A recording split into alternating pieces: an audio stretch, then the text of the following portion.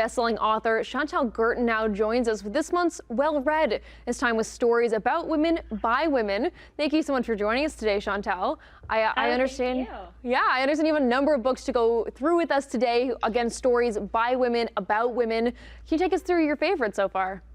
Sure. So the first one we're starting off with is The Whispers by Audrain. So Ashley is the Canadian author, and her first book was called The Push, and it's a thriller. And this is like it's a commercial fiction thriller. So you don't feel like you're reading a thriller the whole time, but you're wondering what's happened. So this is a group of women who are all interconnected in some way. So the chapters alternate from each woman's perspective. And it's The Whispers refers to Gail King once said that there's this, you hear this whisper, and it's like your gut telling you something, but you push it away and you don't listen, and you need to listen to that, right? So it's like that instinct.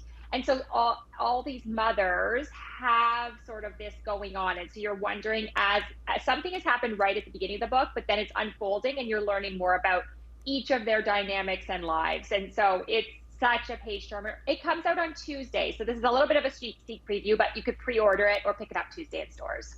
Well, thank you for the sneak peek. I loved The Push. I haven't read too much about this one yet, so we'll have to check that out. What are some other ones that you brought?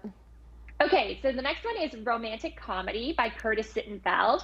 And I love Curtis Sittenfeld. She's a fantastic writer. And this one is all about a TV writer. She basically works on Saturday Night Live. So if you've ever wondered, I loved this. I never really considered like the pace that they would go through as those writers on that TV show in a week to get the ideas to it being live on Saturday night.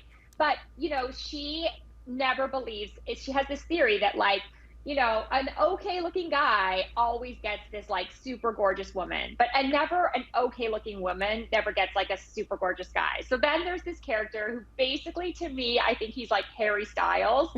So he's acting, he's the musical guest that week, and he's super good looking. She's in her late 30s. So she sort of resigned herself. Like, she's not really interested in a relationship if it's not going to be great. She has a successful career. But they are kind of thrown together for this week, and it's over a week in the show, and then it flashes forward too. So I loved it. It was a really great take on relationships.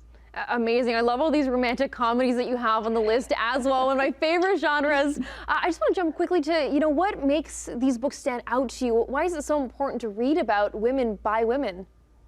I think it's interesting because it used to be that women in books sort of were like one-dimensional. And now it's like seeing that the complexities. And I think as a woman, we're going through so much at every stage of our lives. And yes, you want an escape, but it's so nice to dive into a book and feel like things that are concerning you are being represented in books. And sort of, it is an escape, but it's also a feeling of comfort, like a friend. Definitely. And we have all of your information up online as well. Can we just go through where we can find your information online? Yes, at chantelguertin.com or on any social media, it's at Chantel Guertin. Amazing. We have just about 20 seconds left. Really quickly, your favorite book you're reading right now.